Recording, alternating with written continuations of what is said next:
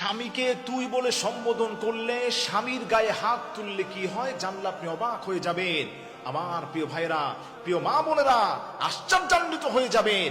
আল্লাহর হাবিব কি ধমকের সুরে বলেছেন, কোন নারী যদি তার স্বামীকে তুই বলে সম্বোধন করে, গায়ে হাত তোলে, অপমান করে, আল্লাহর নবী বলেন ওই নারীর জন্য দুনিয়াতে দুইটা মারাত্মক শাস্তির অপেক্ষা করছে। জাহান্নামে তো শাস্তি আছে, এর মধ্যে দুনিয়াতেই দুইটা শাস্তি আল্লাহ রাব্বুল আলামিন তার জন্য রেখে দিয়েছেন। এক নম্বর শাস্তি হচ্ছে যে নারীরা তার স্বামীকে দাম দেয় না, স্বামীকে অপমান করে, তুই তুকারি বলে সম্বোধন করে, গায়ে হাত তুলতে যায়, কোনো সম্মান করে না। আল্লাহর হাবিব বলেন দুনিয়াতে ওই নারীটার এত মারাত্মক রোগ হবে, আল্লাহ রাব্বুল আলামিন দুনিয়াতেই তাকে শাস্তি দিয়ে দিবেন, যেই রোগের কোনো অ্যান্সার সে পাবে না। ধুকে ধুকে কষ্টে করতে করতে সে দুনিয়া থেকে বিদায় নেবে।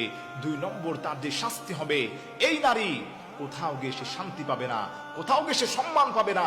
আল্লাহ পাকের গজব অনবরত ওই নারীর উপর নাজিল হতে থাকবে। প্রিয় মা বোনেরা, আপনাকে আমি বলছি, আপনি একটু মাথার আপনার কমন সেন্স দিয়ে চিন্তা করবেন। আল্লাহ যদি আপনার উপর অসন্তুষ্ট থাকে, আল্লাহ পাক যদি গজব নাজিল করে, আপনার বাঁচার কোনো ওয়ে থাকবে না। আপনি মনে রাখবেন স্বামীর মর্যাদা আল্লাহ পাক কত বেশি দিয়েছেন। আল্লাহ রাব্বুল আলামিন বলেন এই দুনিয়াতে আমার পরে যদি আমি কাউকে বলতাম সেজদা দেওয়ার জন্যে, তাহলে আমি স্ত্রীদেরকে বলতাম স্বামীর পায়ের কাছে গিয়ে তোমরা পড়ে থাকো।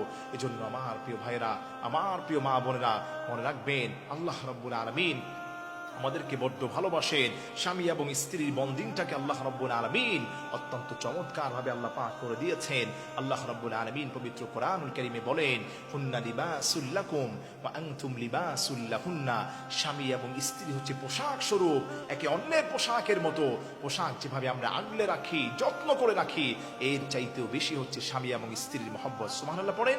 এজন্য মা বোনেরা যারা আছেন, অনেকেই আমাদের কাছে ফোন করেন, হুজুর স্বামী আমাদেরকে দাম দেয় না, স্বামীরাও বলে হুজুর স্ত্রী আমাকে দাম দেয় না। প্রিয় মা বোনেরা যারা আছেন, স্ত্রী স্বামীকে অপমান করবেন না, সম্মান দিয়ে কথা বলবেন, স্বামীর সঙ্গে সৌহার্দ্যপূর্ণ আচরণ করবেন। মনে রাখবেন যেই ঘরে স্বামী এবং স্ত্রীর মহব্বত যত বেশি, ওই ঘরে আল্লাহ পাকের স্পেশাল রহমত এবং সাকিনাও তত বেশি। যেই ঘরে স্বামী এবং স্ত্রীর মধ্যে যত বেশি দূরত্ব, আল্লাহ পাকের রহমতও ওই ঘর থেকে তত দূরে সরে যায়। এজন্য আসেন স্বামী স্ত্রী যারা আছেন, স্ত্রীরা যারা আছেন, স্বামীকে সম্মান করবেন, রেসপন্স করবেন, রেসপেক্ট করবেন। আপনার স্বামী হচ্ছে আপনার কাছে পৃথিবীর সবচাইতে বড় আমানত। মনে রাখবেন একটা সময় ভাই আপনাকে ভুলে যাবে, আপনার বোন আপনাকে ভুলে যাবে, মা আপনাকে ভুলে যাবে, বাবা ভুলে যাবে, কিন্তু স্বামী আর স্ত্রী কখনোই আলাদা হবে না।